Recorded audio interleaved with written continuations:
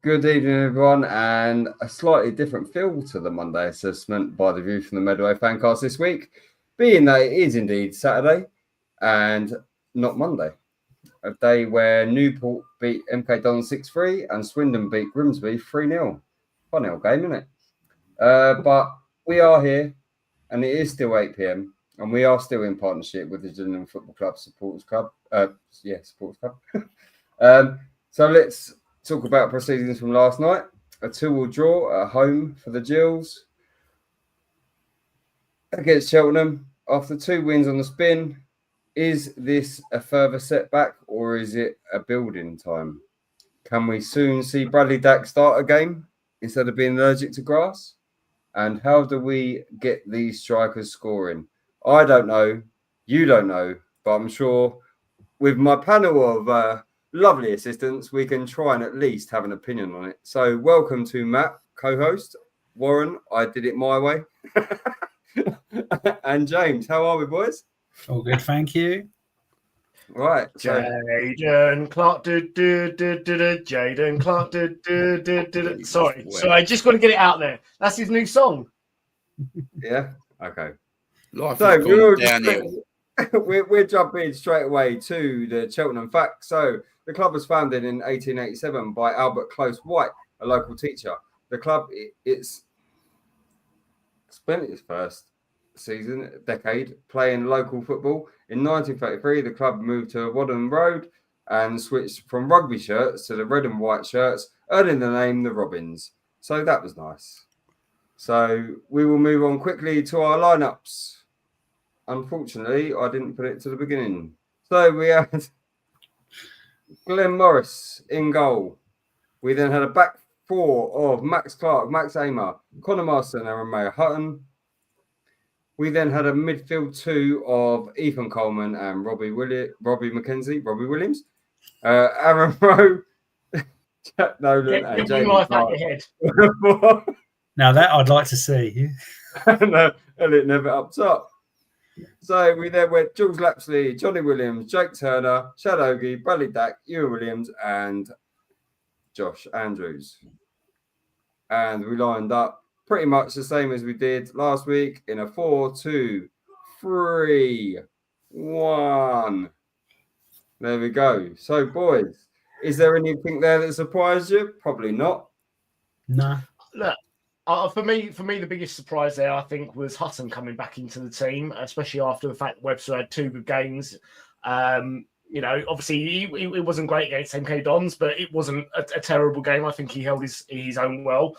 But yeah, for him to not be in the squad full stop, whether that's an injury or if Bonner's just trying to give him a rest, for me, that was the only thing, only change that I would have expected out of that starting 11. But yeah, Hutton came in. I think he did really well yesterday.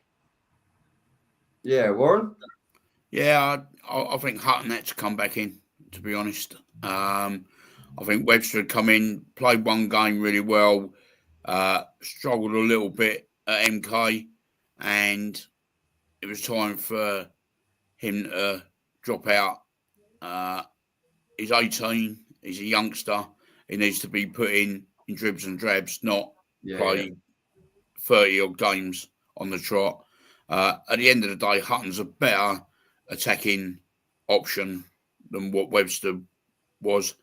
I can understand why Webster played. Maybe Hutton's carrying an injury or something that we don't know about because he got bought off last night. I just think that was the right thing to do. Yeah, James? Yeah, word for word what Warren just said. That's the only not surprised, but the only change that it raised an eyebrow, I would say. But it's absolutely spot on. You've got to manage these young lads. You can't throw them in and hope that they're going to save your season, because it's not going to do their development any good unless they're the next Leo Messi. It's not going to happen. So manage him into the team, give him little cameos here and there, a little bit like what we've done with Joe Bode. And, no matter what way you slice it, Hutton is the superior option at the moment. So, yeah, absolutely right. Yeah, but then Kris, I'll put the question to you, boys.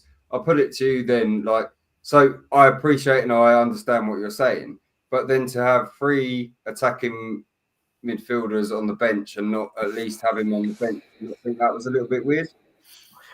Kris, I was about to say, when you actually look at our bench yesterday, I mean, there's match winners on that bench. I mean, we had basically three central attacking midfielders there. We had obviously one striker in Josh Andrews. We had a defender in Shad, and then a holding midfielder in Ewan. And no disrespect to him, but who out of those seven? Obviously, you've got to have one on there being Jay, but who out of those seven are you going to drop when you know that Shad can play, left back or right back if you need to him as a last resort? It was such a strong bench that we had there yesterday. I just kind of felt that even if we had to come down to the substitutions, they are going to be able to change the game because of how strong our bench was. So I fully understand why Webster wasn't included in that lot because. No offense to him, I don't think he's going to beat Shadoji at the moment into a spot on the bench. I think if Webster had come in and had 2 man of the match performances and instantly looked like a world beater and that he was going to be the best player we've ever produced, then he'd still be in the side. But let's be honest, he's just as a young lad, he's done absolutely fine. But against MK Dons, there was a few issues. So yeah, it's absolutely the right thing to bring Hudson in, definitely. Yeah, Warren. Yeah, as Matt alluded to, there was no way that he was going to get on the bench ahead of those 7. Even if you'd have put Masterson at right back, if we'd have needed and brought Shad to play alongside Amer, if we wanted to play 4 at the back, that was fine. I had no issues with Webster being dropped out of the squad altogether. Sometimes it's what them sort of things help make a player. When you have 2 games and then you're dropped all of a sudden out of the squad, it just keeps you on your toes and it keeps you wanting to work harder to get into the team.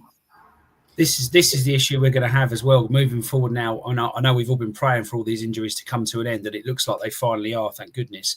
But this is the issue we are now going to face, which is we're going to have an embarrassment of riches on match day, and we've already got Wiley missing out after making some good appearances.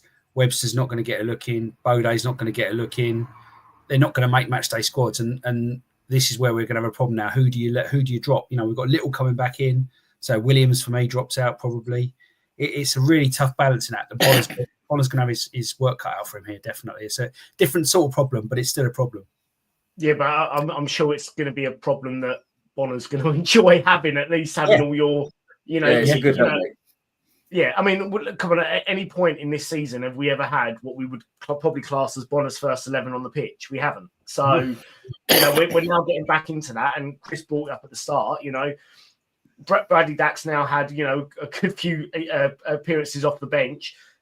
This could be a chance now for him to actually maybe even start a game in the next few weeks, if he can start getting his fitness back up. And that's something that, we all know he'd be in, 99% of Gills fans, if you've got Bradley Dack in your team, you're going to start him if he's fit and able to. And I'm sure Bonner's going to be in that same mindset. Yeah. I actually think that we can now start to judge Bonner. Now these players are coming back. We're getting fit. The players are getting fitter. You got Little coming back maybe over the Christmas period. You got Dak now getting minutes. You got Andrews getting minutes. I honestly think that some of these players have got to step up to the mark or Bonner's got to step up to the mark. It's now his team. He's got to fully fit. There's no excuses.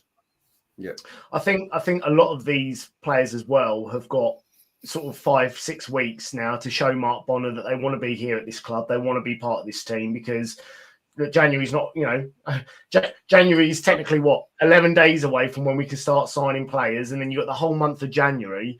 I really do feel that if Bonner doesn't feel that you're pulling your weight, he'll get you gone. But you've got to have someone who's going to take these players, unfortunately. Yeah, and who's going to do that in January when you look at the likes of Max Amon, Connor Masterson, their contracts run out in the summer. Are you really going to take a punt on them in January when you can get them for free in the summer? My My gut feeling is nothing's going to change in January. Maybe one in, one out. Maybe that's it. I don't think there'll be much more than that. Definitely not. Yeah, I think Wakeling to go. I think Wakeling to go, and then a loan signing to come in. Yeah. Well, that's the thing. We've still got the ability to use the loan market because we've had one, all season out of a possible 5 were allowed.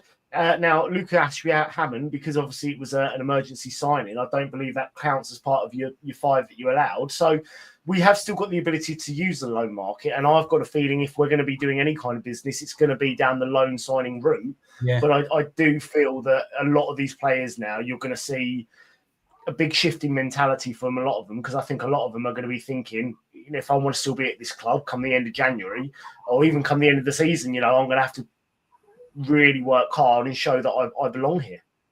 Bring Jorge home. Bring Jorge home. But then do you not also think, Matt, like I will pick up on that, do you not think that, the players that are out of contract in the summer, they're either going to go one or two ways. They're either going to be like, I need a contract, so I need to play to put myself in the shop window, or they just like not bothering. Because for me, the players that are not bothering at the moment are the players that are out of contract in the summer. Who on that first 11 there, that 11 there, who's out of contract in the summer? Is it Masterson? So Aimer, Masterson, Clark's not. Clark. Is he? Oh, yeah, I think both Clarks are out. Both Clarks. I thought Max Clark was. I thought Jaden had another year left. Yeah, Jaden's got. I think Max Clark's out of contract. So okay. So we say three of the back 4. Mackenzie, no. Morris Coleman's just signed a new contract. Rose only just signed. Nolan's only just signed, and Nivet's only just signed. So for me, Masterson's gone.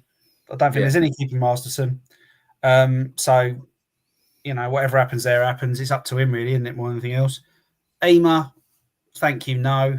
Clark, for me, thank you, no, as well. I think we can do better than both of them. But as Warren said, can you find buyers for them? Can you find people to take them off your hands? That's the problem.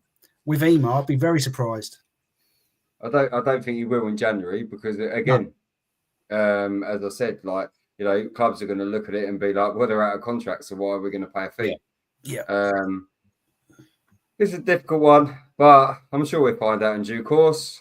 So, boys, we will just move straight on to the game. So we'll go for the first half first. So, Matthew, we will start with you. What were your thoughts on the first half and the goal from Jaden Clark on the 24th minute? It was an absolute worldie of a goal by Jaden Clark. hey, forever, mate, forever. Oh, to be honest, I thought it was a game where for the first 25 minutes or so we controlled it pretty well. They really didn't sort of create too much going forward. Obviously, the goal that they scored was a sucker punch. I definitely think it was wind assisted. Warren said off camera earlier that he thinks Jaden Clark would. Jake Turner would have saved it. I don't even know if Jake Turner would have saved it. I just think it was a freak goal. It was definitely not meant by the player.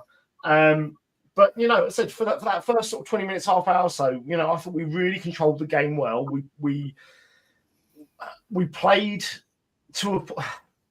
I want to say this nicely, but Cheltenham really weren't threatening at all. We played around them and we kind of made them look a bit better than how they actually came across. When we hit the odd dodgy pass and they had a breakaway, it was because of us. It was because of us that we were doing something wrong that was making them look good. It wasn't that they were a good team. For me, I think going in 1-1 at half time. Especially say after getting that goal up, I'll be honest, going into halftime, I think we all had that sneaky suspicion as, are we going to do a generous Gills and do what we've done, the last few times against against Salford and that at home where we've got to go. Not Salford, mate. We beat Salford. I think it was Harrogate and Accrington. That was it. Yeah. So are we going to do that? Going a goal up and then conceding 2 and then not being able to get back in the game? But yeah, I was really impressed with that, boys, for that first half an hour. I really, saw some real drive and determination from them all. And that one, obviously we walked away with a point from the entire game. But yeah, going in at 1-1 at half time, the game was still there to be taken. Yeah. So Warren, was Young's goal meant, or was it just a fluke? I think it's one of them where good players put it in that sort of area, hoping that someone will either get a flick or get something on it on the way in. But if nobody does, it's quite a possibility that the ball could go in. Personally, I thought Morris was at fault. I thought his starting position was too far right at a goal instead of a bit more central. I think his height counted against him, and I do believe that Jake Turner would have got that. Because I think Jake Turner's better. Yeah. James is shaking his head, so we'll move on to you then, mate. Not for me.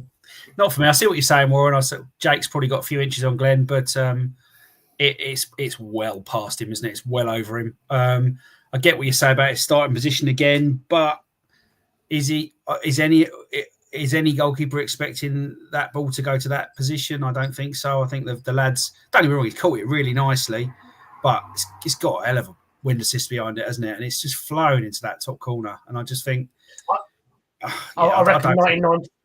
I reckon 99% of goalkeepers in this league, none of them are saving it. I agree. Yeah, I agree. It was just, as I said, there was such a whip on it. There was no way he was intending to do that. If you're a goalkeeper and you expect the player to be having a shot, you've got it covered. He was expecting a cross, and I think every single player in that box, home and away, they were expecting a cross there as well. It's a great contact. It's a fantastic contact, but I agree. I'm sorry, I disagree with you. I would expect my goalkeeper to get nearer that than what Glenn Morris did. I thought his feet were slow. I thought his starting position was wrong. And I think that height went against him. And I just think he was late there. I mean, if you look at the replay, and I've seen it a couple of times now because I knew I'd be talking about this tonight and I know I'd be having an argument because everybody loves Glenn Morris. I don't rate him as highly as most people. I think he's an average keeper, and that's about as far as you go. I agree. I've always said if you had Turner and Morris together, you might get a really good goalkeeper because they both got strengths and weaknesses. And I think last night we saw Glenn's weaknesses. That is a good point. I do think next season, no matter what league we're in, I would like us to go out and get a genuine class number one, where there is no question that the backup keeper might be pushing him close one week, that when he's out injured, we're gutted. When he doesn't play, you really notice it. I want us to have that keeper. And we haven't got that. The thing is, I do see that goalkeeper in Jake Turner. I just see it as I just see it as where you look at him from where he was last year to where he was. Like last year, his distribution was absolutely shocking. This year, and it still is. It still is absolutely terrible. I'm sorry, but it's terrible. This year, it's got better. I'm not saying it's brilliant. It's got better. Each year, players will progress and get better. And I do see that for one, the fact he's a great shot stopper. All goalkeepers are great shot stoppers. No, I think Jake's a brilliant shot stopper. I mean, I think he's one of the best in the league. And people may disagree with me, but I think he's one of the best goalkeepers, shot stoppers in the league. And I generally believe we have got a solid goalkeeper in Jake Turner. But he's what, 23, 24 years old? 25. What goalkeeper? Oh, 25, there you go. But what goalkeeper really comes into their prime before that age? Most of them, it's not until they're 27, 28, 29 that they start becoming a genuine number one. I think we have got a brilliant, genuine number one in Jake Turner, but he's still sort of, he's a couple of years or so, and he'll be up there in that status. I just feel that a lot of the stick he gets about his distribution, last year was shocking, but this year it's been so much better. But then the stats can't argue. Look how many clean sheets we've had between the two of our goalkeepers. Yeah, that is true. Yeah, but then you also have to think about the defence, though, in that respect. Yeah. Like you can't sit there and say, "Oh yeah, okay, we've had clean sheets, this, that, and the other." But a lot of that has been down to the defence in recent years, not just the goalkeeper. Certain keepers have got an aura about them that you are not going to score.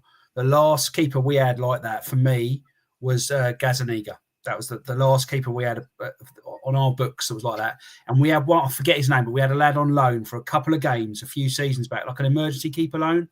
And he was from, I think he was from Stoke or somewhere. He was from somewhere quite high up. And he was absolute mustard. And you just thought, you can see why this guy is playing at the level he's playing at, because it just does not look like he's going to make a mistake. It does not look like it's going to happen. And I think at the moment, going back, looking at, Nelson's probably the best keeper we've had in the last few years. But even he, for me, never had that feeling of invincibility.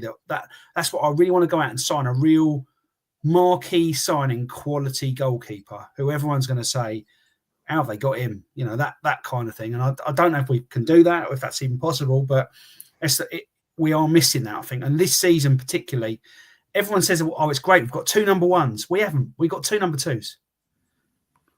I agree, James. Yeah, so go on, Warren. I agree. Warren? And if you're going to win anything, your goalkeeper's got to be your best player. Yep. And what? Yeah, but then it's also a difficult one, isn't it? When you play in League Two, like, what is there about that could be an amazing number one? Yeah. Like, you don't have the rich pickings of the Premier League where they can go out and sign the Edisons. You can't, the Buffons going back in the day. You can't sign the Van der Sars and stuff. So, what, Warren, would you say would make a number one goalkeeper for us, and can we get it? Difficult question, Kris. I think goalkeepers you find, and you do that by good scouting, and you have good scouts watching good goalkeepers. I think Vince Bartram alluded to it in his interview, that he goes out and watches loads of goalkeepers every week, and he might pick up one that's special. And he was talking about a 15-year-old kid he's got at Man City. They're difficult to pick up. Every team wants the best goalkeeper that they can find. I don't think Jake Turner and Glenn Morris are the worst in our league by a long shot. No. Right? I just think that Turner's distribution lets him down, and his communication with the back four, I think that lets him down. I think with Glenn, I think his age definitely lets him down. I think at times he's been found a little bit wanting with his speed of thought at times. His shot stopping's still there, which is great. But crosses, I don't rate him that highly. And I think Turner's better because of the height. I just think that with a goalkeeper, you've got to go out and target somebody. If you're going to sign a really good goalkeeper, you've got to go out and do your due diligence and find someone really special. I think there's people out there.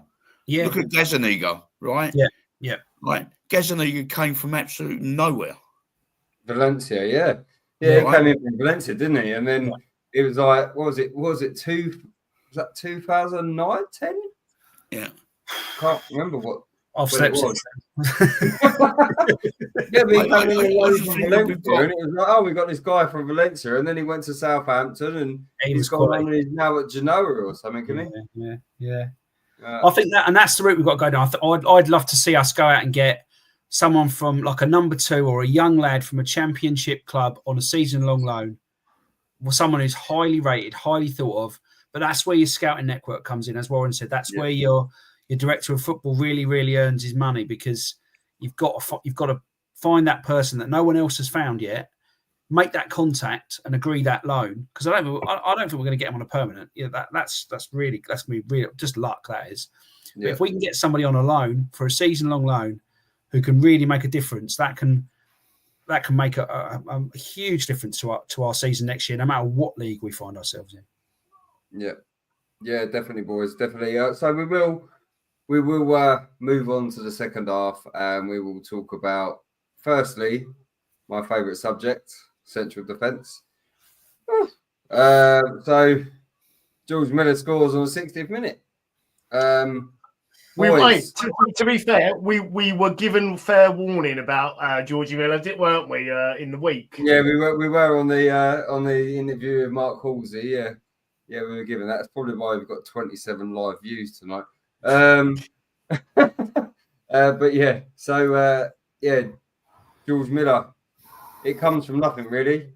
They bend it into the box. The spatial awareness between Max and Connor was absolutely shocking. So James, I'll start with you, mate. What was your thoughts on it? Oh, he just gets the freedom of Priestfield, doesn't he? No one picks him up. No one goes with him.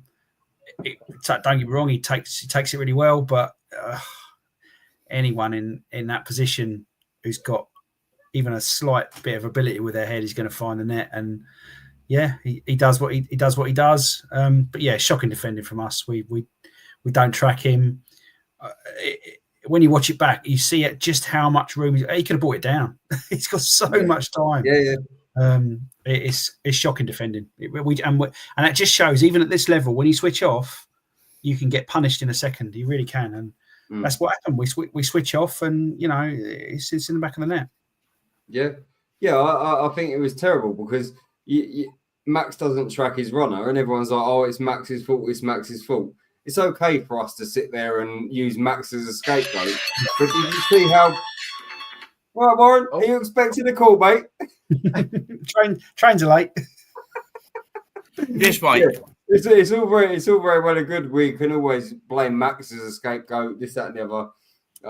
But did you not see Connor not picking up his man? Yeah, did you not see Connor? Connor was on the centre circle when that ball was headed in.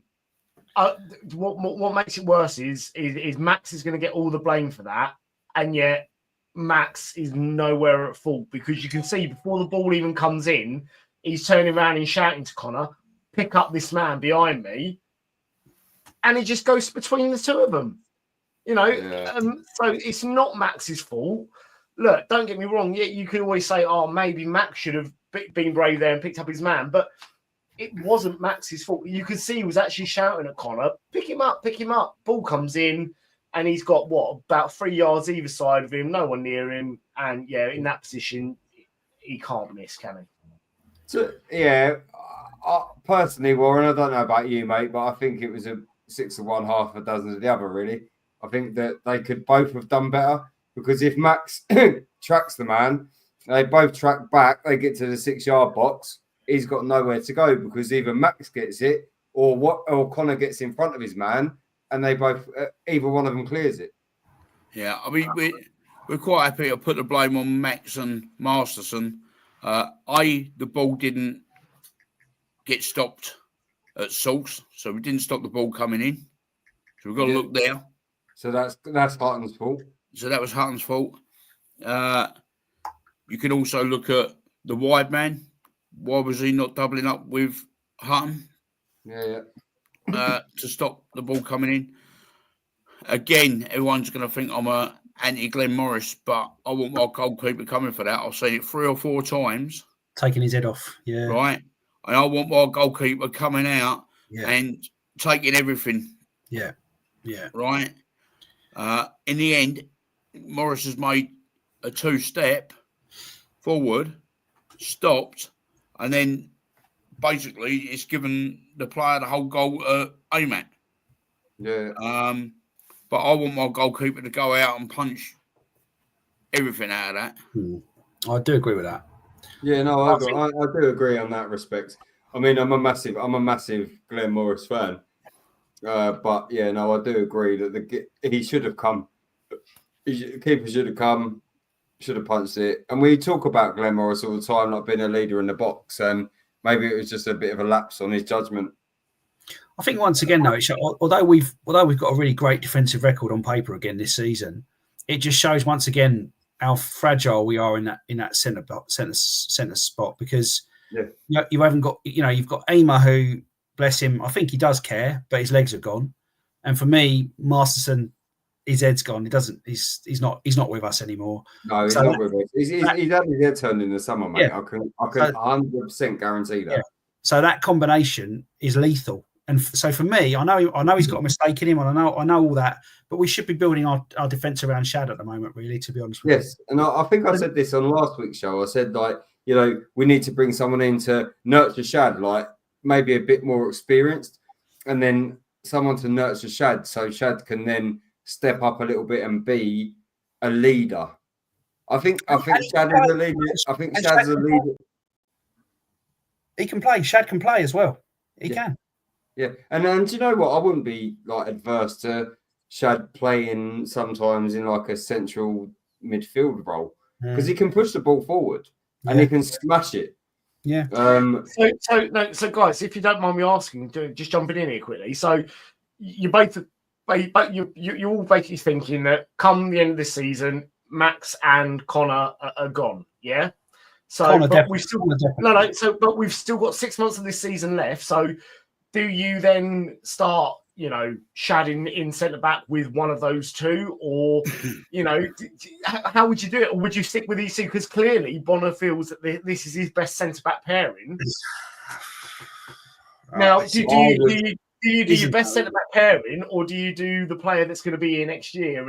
I would go with Shad and Connor, and I mean absolutely no disrespect to Max. He's been a good servant for the club. I just feel, as James just said, I think his legs have gone. For this league, I think if he was to drop down into the National League to play for someone, not Barnet, but as an example, because I think Barnet are coming this season.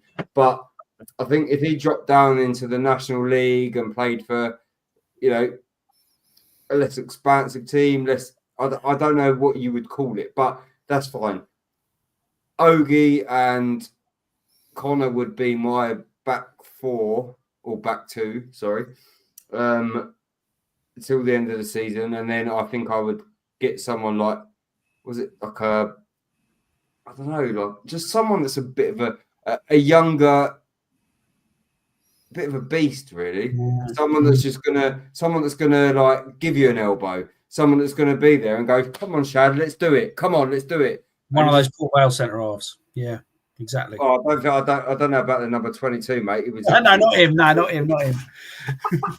He was absolutely terrible. I was sitting there, my mate kept turning around to me. He was like, "How the bloody hell was he playing football?" I know he had a shocker against us. I think the thing about Shad though is, all right, yeah, he has got. We've all said this. He's got a mistake in him, but crucially, he has got the pace that he can make up for it. He can, we've all seen him do those wonderful last-ditch slide tackles he does. And he's got the pace of that. Max has effectively got to have a perfect game with no mistakes, because if he makes a mistake, he ain't getting back. That's the problem. Yeah. And all right, yeah. Friday last night was not solely on Max, of course not. But how many goals this season have been on him? I mean, the one that keeps going back to me was that one in I know it was only the paint pot trophy or the pizza trophy, whatever it was, but when he got turned and it was like, geez, he's never coming back from that. It's never happening. And it's like you said, Kris, great servant, no disrespect, wonderful, give him a testimonial, all that stuff, but it's thanks very much, no thanks for me. Kris, do you mind if I quickly ask, and this is actually then for all three of you, so again, because you've all basically said that we all think Connor's going to be gone in the summer, if we were to get promoted, would he not want to stay? No, absolutely not. I don't think he will. You think he's 100% gone? Yeah, since Harris went. I think that as James said, I think that since Harris has gone, he's not been himself. Yes, okay, last season after Harris went, you could then have a caveat there but he played brilliant and he won. He scored the most amount of goals, this, that, and the other. I don't think that he wants to stay purely because I think in the summer there was a head turning. Someone's come in for him and he's had his head turned, but someone within the club has said, "No, you're not going and we're going to run your contract down." I don't know that for fact.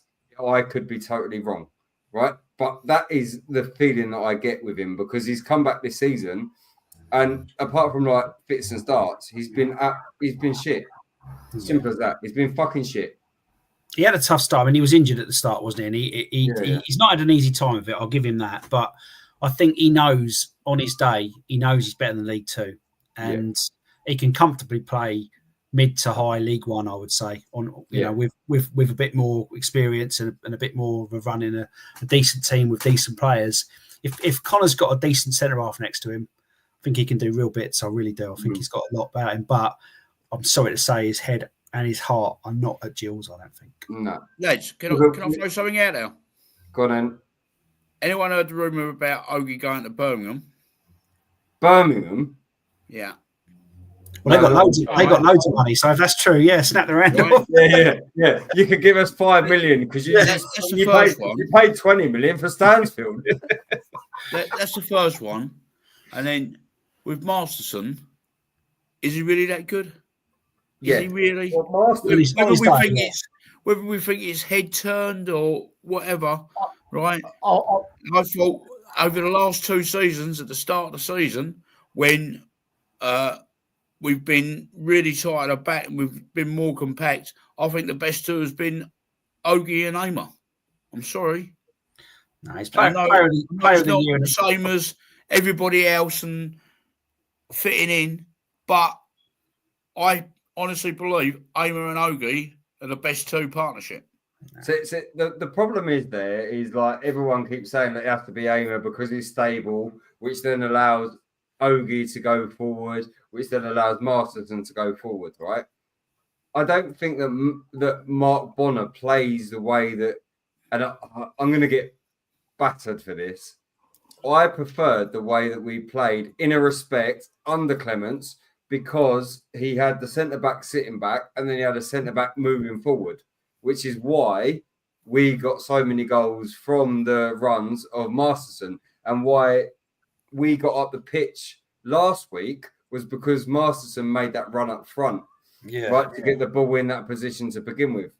I'm not saying that Clements was the best manager. He's better than Mark Bonner. I'm not saying that. But he did his system allowed one to stay back and one to go forward.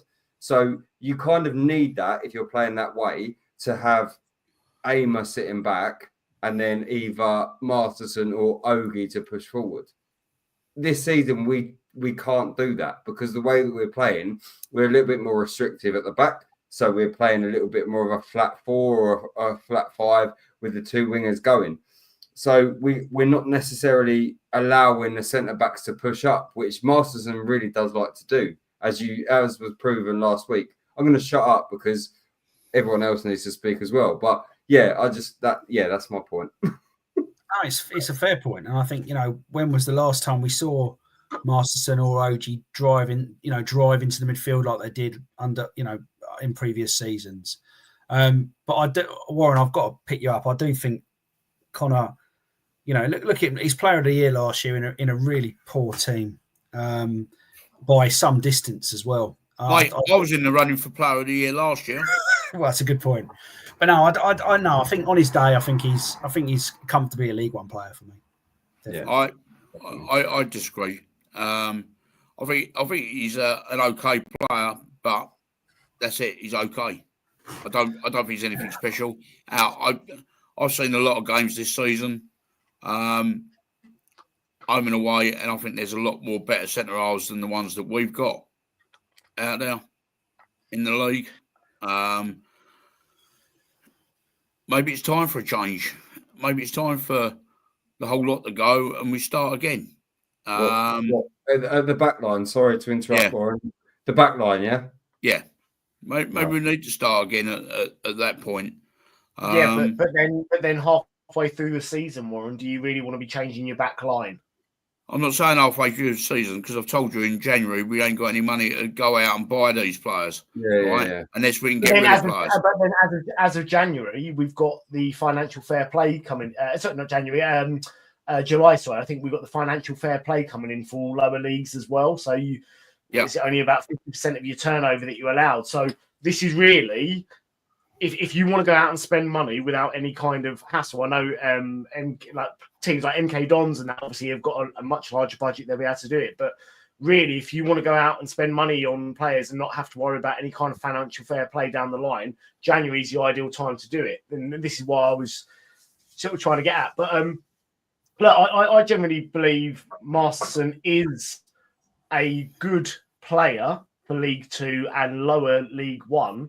But I'll always come back to the fact is QPR clearly obviously didn't see much from him because they let him go 2 years ago.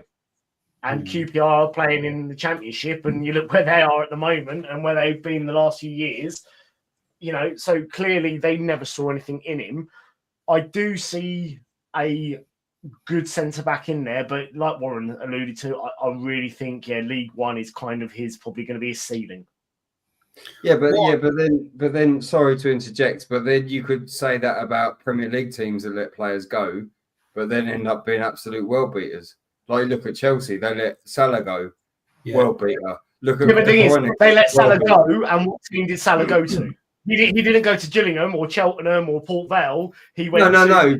I know it's not the same. It's not the same level, but it is like it's the same It's the same thing, isn't it? Like I didn't think he was that good. He was at Championship that so in theory he should be Championship quality because he's playing for a Championship team at QPR. They've obviously said, we don't think you're Championship quality, so we're going to decide to let you go. He's come to us League Two, where I think he's fitted in really well. And when we was in League One as well, I think he fitted in really well. I agree with Warren. I think he's really no more than a mid-level League One player at the moment. Who's not to say, though, in 3 years' time that he ends up playing for a team in the Championship or in the Premiership? Who knows? Nobody knows these players' futures because it's all about growing and learning. But at this moment in time, and at the time when QPR decided to let him go, they deemed him not good enough to play for a Championship level team. Look at Joe Walsh, former Gillingham goalkeeper. He was getting starts in the Championship first team because they deemed him good enough to play at that level. At the time, obviously, they deemed Connor not good enough to be able to play at this level, hence them letting him go. We have seen some really good glimpses of him in the last, few years that he's been with us. But I don't tend to agree with him normally, but I do agree with Warren in the fact that I don't feel there's much more than a mid-level League One player in there at this moment in time. I'll throw this out there then, just put the cat amongst the pigeons. You wouldn't believe it from listening to all of us tonight, but despite what happened last night, the defence still isn't the problem, is it? We still haven't fixed the actual issue with the team. If we had this defence for the rest of the season now, I'm all right with that. The problem is still at the other end for me. And I think last night. So how do we do? How do we, as a panel of four? I know we're not experts and this, that, and the other. So how do we fix the scoring issue? We've got like 4 or 5 strikers, right? None of which Jane Clark up front in the middle, right? Elliot Nevitt was brought in. He scored 1 goal against Notts County. Yes, okay, he didn't have a pre-season. Yes, okay, he's since been injured. Andrews has been injured a lot of the time. He's come back. Yes, okay, he scored in the cup, in the pizza trophy or whatever it's called, against Stevenage, which was a lovely goal. We've then got a 26-year-old that has come from step 5 of the Football League. And we've got Jacob Wakelin, who was the most promising one when he come in, and he's done nothing. So what do we need? How do we fix it? Because it's been an issue for at least 3 or 4 years. Chance creation. We still don't create enough chances. That is what it comes down to. I mean, look, I was actually going to say something similar, James, and I would have agreed with you up until a few weeks ago. But what I have seen is at least, I mean, look at that. We've had 18 shots in total yesterday. Gillingham 2 weeks ago, we would have been lucky to get 8 shots on. Agree with that, Matt. Best stats for ages. We're starting to build up that momentum, and again, this is probably where it comes back to the team of the idea of what team does Mark Bonner want to put out. If he had everyone fit, everyone available, who would he put out? I think what you started seeing is when you've got the likes of like Rowe coming back, Elliot Nevitt starting to get a lot fitter, Ethan Coleman, regaining his place in the team, and we're starting to see slowly that build up. And unfortunately, the 9 games or whatever it is was where we were without a win, where a lot of these players were coming and going because of injuries. It was almost like a pre-season, I think, for Bonner. Almost he's trying to get things out and his ideas put across there. But because each week it was never a settled team, he was always having that issue. We had one change from last week, and we've seen a massive improvement in the way that they've played during those 90 minutes. So for me, getting these players back, getting your Dax fit, your Littles fit, and everyone back in as part of the squad, we're starting to see the Gillingham squad that Mark Bonham wants to build, which includes, like we've just seen, 18 shots in total in the game, 7 on target, which we had not seen at all this season. Yeah, no, I 100% agree that, and I think Warren alluded to it earlier as well. But then you also have to look 18 shots on target. 7 shots on target, 2 goals, whereas they had 2 shots on target and 2 goals. So we need to work on that. I think that comes defensively as well. I'm a big critic of the defense. I praised both of them last week, but this week I think they're utter shit. Personally, Warren, any last thoughts before we move on to Mr. Lapsley's goal? Right, so goal scorers. Okay, we're moaning about Nevitt, Andrews not scoring goals. Playing one up front, you're not going to have a prolific goal scorer because they are a spear point of the attack. They're the people that hold it up. You look at Elliot Nevitt yesterday, he made 2 goals, right? Yeah. Because of his tenacity and everything else. And that is basically his job, playing the formation that we do. Unfortunately, because of our defence, we're having to play 2 central holding midfield players, right? And that, if you look at 4 at the back, 2 central holding midfield players, and your goalkeeper, that allows 4 players in your attacking areas. Yeah. Right? Now, those 4 players have got to be really something special, right, to be able to beat, if the opposition are playing the same way, 6 or 7 people at the back for them, right? You're playing 4v7. So those 4 have got to be really, really special, and we haven't got it, right? We can see that. Because we haven't got any pace in our side, we struggle. And we struggle to move the ball quickly, and we struggle to get the ball wide quick enough, and everything else. I think Bonner's got to be brave at some point. And it's do or die. I mean, if you go back to Justin Edinburgh's reign as manager, right, and I was looking at his stats the other day doing a bit of homework, and up until the Wigan game on telly where we'd gone 2-0 up and we lost 3-2, up until then, he played a really good brand of football. It was fast, it was attacking, we played a high press, we worked really hard. We lost that game 3-2 on the telly, and after that, if you look at the results when he became more defensive and he stopped playing that way, right, because I think it was 1 or 2 results where we got beat, he failed and ultimately lost his job. But until that point, he was really brave, and I just want a manager who's going to be a little bit braver in what they do. He did have a genuinely class player at his disposal, though, in Bradley Dack, who was playing probably 2 levels below where he should have been playing at that point. And when Dack got injured, that was also the drop off after that as well. So I think that was a big part of that. But I do agree with you that the brand of football we're seeing going forward, I mean, don't get me wrong, last night was decent. Was in as Gills have been this year, in comparison to Gills have been this year, last night was decent.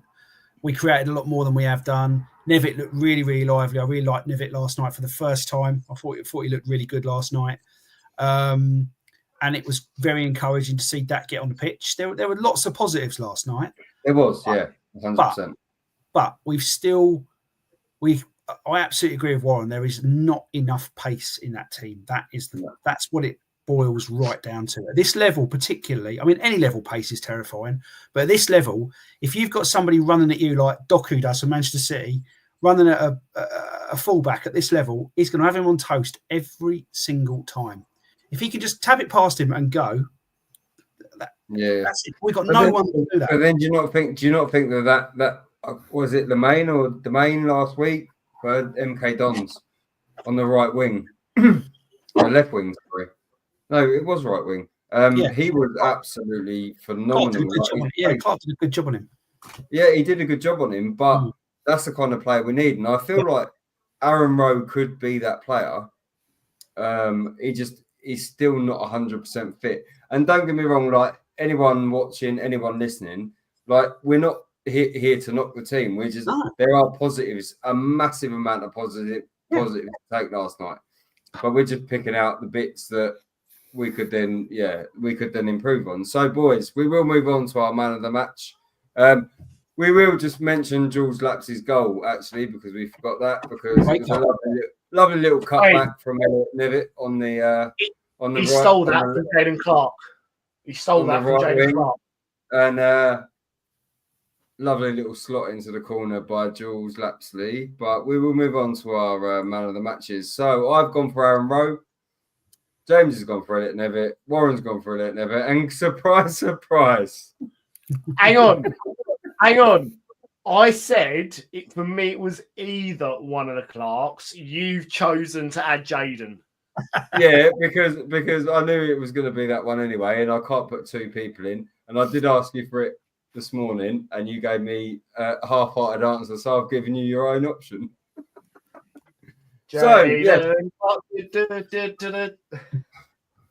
Right. Anyway, so considering that Warren and Warren and James have gone for Ep19. James, I'll start with you. Why?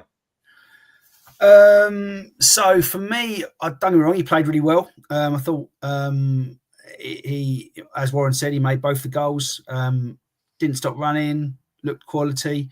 But I think for me, he was bumped up probably a point for the fact that for the first time, I actually could see the player that we've signed, and I actually thought he looked decent. And up until last night, I was just thinking to myself, what have we got here? But last night, he was decent. So there's a little bit of, Elliot in that. I think I was just happy to see him playing well. And I think that gives him an extra point for me. I too could have gone for Aaron Rowe. I think he played well as well.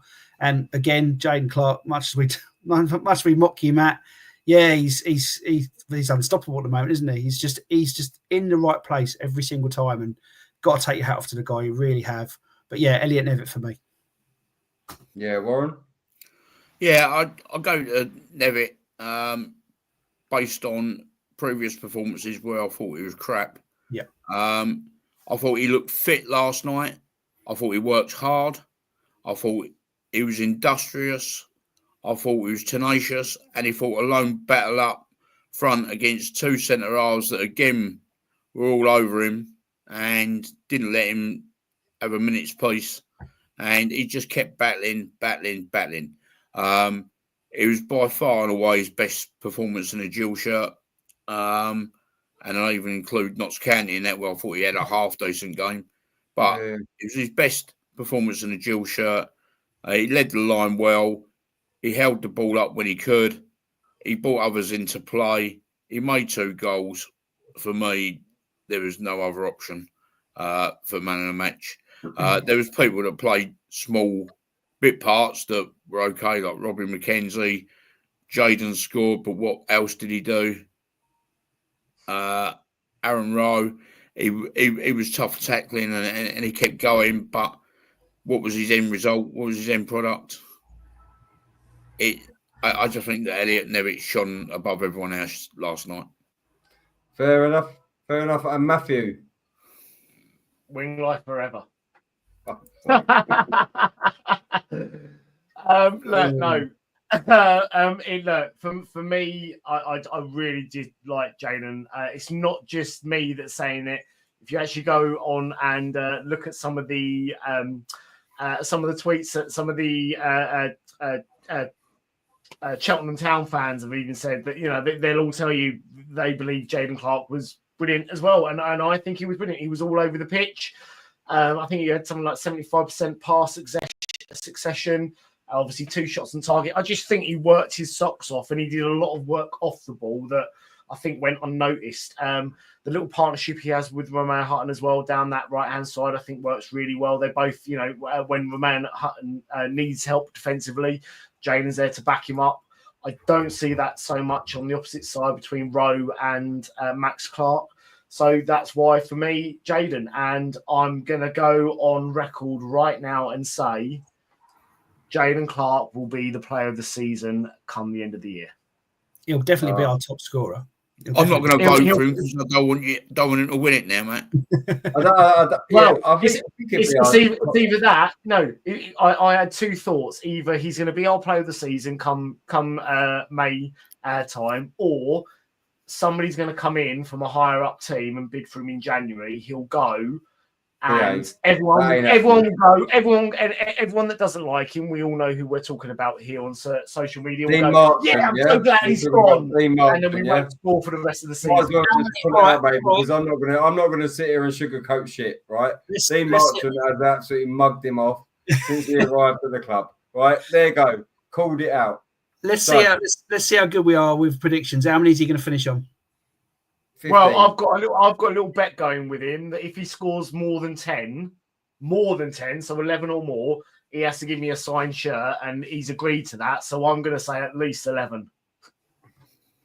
Well, he's on 7. Maybe he's 10. I think he'll finish on 12 or 13. I think he'll finish on. Anyway, I went with Aaron Rowe because I just felt that he was riding challenges all evening. He looked really bright when we were going forwards. He's still not 100% fit. So we can't expect wonders, but I think that when we get 100% fit Aaron Rowe, he's just going to be magical on either side, because I prefer him on the right, but they play him on the left. But yeah, he just rode challenges, look good. So yeah, kiss of death. Kiss of death. Kiss of death. Wait, what like the kiss of death that I gave Jack Nolan? Yeah. The thing is, we've I can't wait for Jack Nolan to come to the club. Anyway, boys, so the attendances last night were home fans 5,825, away fans 113, a total of 5,934. So we will have a quick look ahead to Boxing Day at the JobServe Community Stadium against Colchester. So in every competition, they have drawn 1-1, drawn, and we have lost 1-1, drawn. So what are we expecting? And I will go with you first, Warren. I think we're going to replicate our 5-0 success in the FA Cup when Dave Shearer scored 3 back in the 80s. We took over the whole ground, right, as Gillingham fans. We absolutely smashed them. And I'm going to be like Matt for a change, to be Mr. Positive Woke and go, we're going to win 5-0. There we go. 5, 7. No, 5. We're away. Colchester 1, Gillingham 1. There we go. And Matthew. Well, it's going to be 3-0 to Gills, and Jaden Clark's going to score a hat-trick, and then I'm going to get a late Christmas present from him. Right. Okay, well, I'm going to be a little bit more realistic, Matthew. Realistically, I do think we are going to win 3-0. But then, to be fair, and I'm going to ask you all three of you this, right? So after winning 2 in a row and then drawing last night, do you think that that was a step back, or do you think that it was just still a building? Depends on the next result. Yeah. We didn't lose. Yeah. Right. If you actually take the result away from it and not look at what the final score was, I think yesterday was a massive positive going forward, because we actually saw real heart determination from literally the off to the very final whistle from every single one of those players. We went 2-1 down. We didn't revert to type and everyone's head dropped. We kept pushing, and 8 minutes later, we got a goal. So for me, it was a great turning point yesterday. The thing that hurts the most is we were the better team and we've only walked away with a point yesterday. So that hurts, the fact we've only had a point when we should have walked away with all 3. But the way each player put in a performance on that pitch, if we can do that from now until the end of the season, we will get out of this league this year? Oh, I love your optimism, Matthew. I really do. Yeah. Gillingham all the way. Gillingham all the way. No, I really do love your optimism, and it brings a great thing to the show. But yeah, no, I'm going to go. We beat them last season, wasn't it? It was 2-0, 2-1 when we were at their place. Conor Mahoney scored as well, didn't he? So I'm gonna go 1-0 just to be on the safe side, because I don't think I can commit to 5 like Warren. I'm not committing. I'm just living in a Matt dream world. After his Baby Shark song about Jaden Clark earlier, right? I am severely and quite badly upset mentally by it. So I've actually gone positive. I actually think we're going to lose 2-0. Hey, I've got one thing to say to you, Warren. Go on back, give me your rendition. Jaden Clark, Jaden Clark, Get yourself on play school, mate. He's a Timothy Bailey. Anyway, if anyone needs any painkillers or they would like some kind of tranquilizer, please be my guest. Anyway, boys, so we will just quickly move on. And if you didn't know already, we are in partnership with the Gillingham Football Club Supporters Club. Got that right. So if you haven't, the details are online. We lost the slide that had the prices on, and I didn't have time to put them on. So that's that. It's about £50 million, isn't it? Something like that. Oh yeah. Maybe 60. Anyway, so we are at the end. So if you haven't followed us on the Facebook already, then it's The View from the Medway, X at TV FTM, and YouTube at The View from the Medway. I've been Chris, he's been Matt, he's been Warren, he's been James. Good night, and up the Jills.